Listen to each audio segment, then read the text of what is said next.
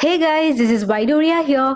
I would like to thank each and every soul who gave me the valuable feedback on improving further. Today, the session that we're going to learn is about the production possibilities curve. And friends, if you haven't subscribed my channel, please do subscribe and show some love. Okay, let's move into the session. Before that, let me give you a simple overview. This economy is filled with scarce resources, and such resources are utilized and inserted onto a production process, and in return, what we receive is the products. So, what we could conclude is that such products to the society are produced through the utilization of scarce resources efficiently. Let me explain it to you with an example through the production of cakes. The resources or the inputs needed for such a production could be of the flour, egg, sugar, milk, etc. And such resources are utilized onto a production process, and in return, what we receive is this beautiful cake. A note to be stated is that such resources have alternative usages apart from only producing a cake. Now, the necessity of PPZ arrives to show the graphical picture of all possible combinations that an economy is capable of producing when all the resources are fully utilized, which will lead the economy to make a choice of what to produce when it is not possible to have everything as resources are scarce. This is the sample of the production possibility curve, which is drawn to show the maximum possible combinations of X product and the Y product that can be produced among the alternative usages of resources, which is fully utilized. Now let us look at the main assumptions that is related with the production possibilities curve. When it says assumptions, the following ones needed to be considered when constructing a production possibility curve. Violation of any such point will vanish the construction of the production possibilities curve. Okay, let us look at the main assumptions. The economic resources of a country, such the land, labor, capital, and entrepreneurship, are constant at any given point of time, which means the resources does not change, and it will maintain the same value throughout the construction of the production possibilities curve. And the second one is that the state of an economy is also constant at any given point of time, which means the technology usage of a given economy is also the same throughout the construction of the production possibilities curve. And the third one is that there is a full utilization of resources or a full employment of resources, which means the resources such the land, labor, capital, and entrepreneurship should be fully utilized, and any unutilized or unemployed resources would not be taken under consideration for the construction of the production possibilities curve. And the last one of the assumption is that only two products can be produced within a production possibilities curve. Now, the definition of the production possibilities curve can be economically said that a graph that shows all its possible combination of goods and services that can be produced using scarce resources efficiently with a given technology at a given period of time is known as the production possibilities curve. If we are aware about all four assumptions of a PPZ, then combination of such assumptions will lead to the definition of a production possibilities curve. Okay, this is a sample of a PPZ. The study of such a PPZ will enable to obtain a clear idea about the PPZ. This is the boundary in this diagram, and it shows the various alternative combinations that can be made, and the alternative combinations are the point W and the point X. If the country produces at point W, it means that the country is producing the Y amount of goods and X1 amount of services.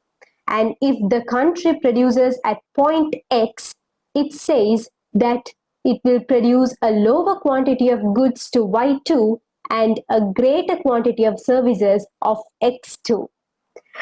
So, this is an overview of the construction of a PPZ. And now let us look at the main concepts that can be explained through the PPZ, and these are such concepts that can be explained through the construction of the PPZ. And one of the main concept is that the opportunity cost. And this is where the concept of opportunity cost is explained through the PPZ. Before that, let me tell you what is an opportunity cost. When we attain to obtain the best alternative, we sacrifice the next best alternative. Such cost of the next best alternative is termed as the opportunity cost. And now look at this PPZ. Here, moving the point from E to F causes the capital goods to increase from 550 units and to 800 units, but the consumer goods decreases from 1300 to 1100. Here they assume that the best alternative for the economy to produce is the production of capital goods, and they increase the capital goods and it causes a decrease in the consumer goods. And the opportunity cost could be calculated as the sacrificed units divided by the gained units. So here the opportunity cost of producing the capital goods is the sacrificed units of consumer goods and the gained units of capital goods. Here the sacrificed units is from the 1300 units to 1100 units. So there is a sacrification of 200 units of consumer goods, and there is a gain of 250 units of capital goods. So when we divide both the units, so the opportunity cost of producing a capital goods is 0.8, and this is how the concept opportunity cost is explained through the construction of a PPC diagram. And now you might have some questions in your mind asking that why is the curve downward sloping and why is it concave to its origin, and I'm here to explain you the answers for such questions. Okay, now let us look the first question. Why is the curve downward sloping? The reason is that because of the scarcity of resources, having more of one good allows the other good to sacrifice. So in an economy, in a PPZ, when you increase the production of one good, will enable the other good to sacrifice. So there is always a negative relationship between the two goods that is being produced within a PPZ. Since due to the negative relationship within the two goods of a PPZ, it causes the PPZ to always slope downward. Okay, now let us move into the second question, that is, why is the PPZ concave to its origin? To explain this answer, I would like to state the three main types of PPZ. They are the constant opportunity cost or the straight line PPZ, the increasing opportunity cost or the concave shifted PPZ, the decreasing opportunity cost or the convex shifted PPZ.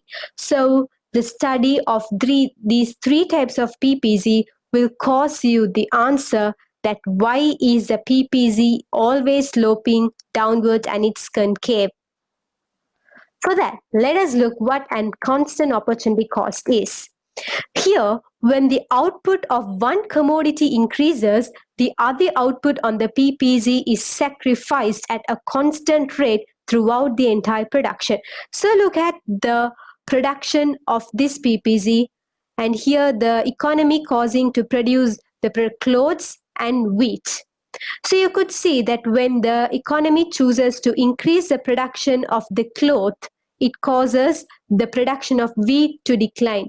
And when looking at the sacrification, you could see a similarity. That is, when the cloth production is being increased from 2 to 4 points, means 2 to 4 units, you could see that the wheat is being sacrificed from 32 units to 24 units. And when it is being increased from 4 to 6 units of cloth, you could again see that there is a sacrification of 24 units of wheat to 16 units of wheat. And again, the similarity that you can obtain is that there is an 8 units of sacrification of wheat at any point you increase the cloth. So throughout the entire production, what you could observe is that the sacrification units is the same at any given point on the PPZ. So the opportunity cost could be calculated for the production of cloth is that the sacrificed units of wheat and the gained units of clothes. So from A to B, B to C, C to D, D to E, and E to F, you could see that there is a sacrification of 8 units of wheat and a gain units of 2 and a gain of 2 units of cloth, which will enable that there is a 4 kilogram of opportunity cost. So at any given point of time, the opportunity cost remains the same, and this is the constant opportunity cost. Now let us look about the increasing opportunity cost. As the output of one commodity increases, the other output on the PPZ is sacrificed at an increasing rate throughout the entire production is known as the increasing opportunity cost. So when you look at the constant opportunity cost, you could see the sacrifice amount of the other commodity while the other output is increasing is equal at any point. So when you take the points A, B, C, D, and E, at any point you could observe that the sacrificed units of wheat is the same. But under the increasing opportunity cost, you would find an increasing rate in the sacrification throughout the entire production. And look at the example where the consumer goods is been increasing by 1 unit and the capital goods is been decreasing at an increasing phase. So from 21 to 20, 20 to 18, you could see that the opportunity cost of the consumer goods is been increasing throughout the entire production. So this increase is known as increasing opportunity cost. And when you plot out all the opportunity cost of consumer goods and capital goods onto a PPC graph, the result you get is this. So therefore, when you plot all the points, the increasing opportunity cost is concave to the origin. Now let us look about the decreasing opportunity cost. This means that when gradually increase the production of one good, the amount sacrificed from the other product gradually decreases. When looking at the increasing opportunity cost, you could see that the amount of capital goods sacrificed is being on an increasing rate, where here the amount of wheat that it is being sacrificed here is being decreasing. So as the production of clothes increases, the sacrification amount of wheat gradually decreases, and therefore the opportunity cost of clothes also decreases from 50 to 25, 25 to 15, and 15 to 10. And as we know that the opportunity cost of clothes is calculated as the sacrificed amount of wheat divided by the gain units of clothes. And when the relevant figures are being plotted onto the PPZ, the graph you get is this. So therefore, the decreasing opportunity cost curve is convex to the origin. Now let us come into the main question, that why the PPZ is concave to the origin in general. Practically, when increasing the production of one good, it causes the sacrification of other product to increase. That is because the resources cannot be transferred from one industry to another industry easily, and the resources do not have a perfect match among the industries. When taking two sectors such as agricultural sectors and industrial sectors, the resources used in both industries is completely different. So as a result, it cannot be transferred from one industry to another industry. Also, it will not have a perfect match among the sectors, and as a result, the sacrification rate of another industry while one industry is increasing will gradually increase. Therefore, the PPC curves are drawn concave to the origin, and it is the most realistic one. So therefore, what could we mainly conclude is that the increasing opportunity cost is the most realistic PPZ on the entire economics. Okay, now let us look at the other concepts that could be explained through the PPZ. Just look at the first diagram. Under the first diagram, you could observe that the main point is stated on the boundary or on the PPZ curve that states the maximum production, full employment, and the fully utilized resources. When looking at the second diagram, you could see that the point is inside the PPZ, which states the production below capacity and the inefficiency, unemployment, zero opportunity cost, underproduction, and the resource efficiency. And when looking at the third diagram, you could observe that the point is outside the boundary or outside the PPC, which generally states the scarcity, unattainable goods, or producing more than its potential. This boundary, if an economy wants to produce products, the products has to be utilized from the resources within this boundary, because this boundary states the all attainable resources. Any resources which is outside the boundary cannot be attained, but if it's need to be attained, the economy has to grow. If an economy has to grow, the PPC curve needs to be shifted so that the unattainable goods can also be attained. Now let us look at the main shifts on the PPC. They are the point shifts and the curve shifts. Any short-term impact on the economy causes a point shift on the PPC, the scenario or the instance which will not affect the entire production capacity of an economy would be stated as a short-term, and any short-term impacts would cause the points to shift. Examples could be the increase in employment, decrease in employment, alternative usage of resources, and economic recessions. So, okay, these are the major examples of the point shifts. So when looking at the first diagram, you could see that the point is been shifting from A to B.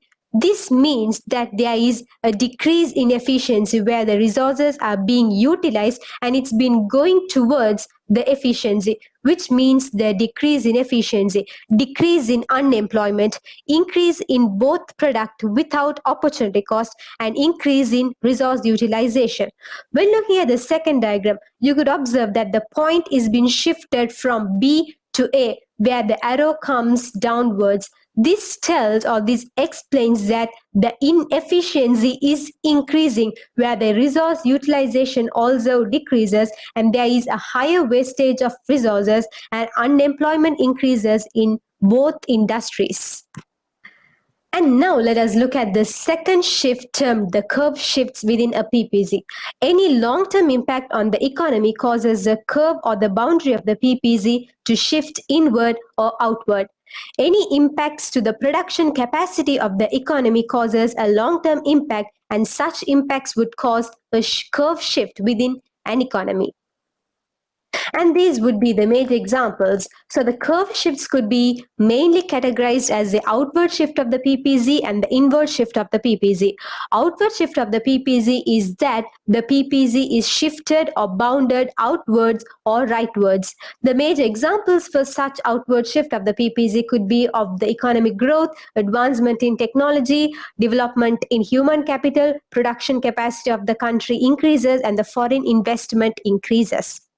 Inward shift of the PPZ means that the PPZ curve shifts or bounds inward or leftwards. The main examples could be of the economic decline, investment outflow, outdated technology, capacity of the economy decreases, and the destruction of the infrastructure. Any such long-term impact inversely, adversely, or positively would cause the PPZ to shift outward or inward. So, in conclusion, the presence of a PPZ is important to obtain a graphical illustration about the utilization of resources and production of products. And thereby, the session comes to an end. Any further clarifications, questions, and suggestions are warmly welcomed on the comment box. And see you all with the next session. Thank you.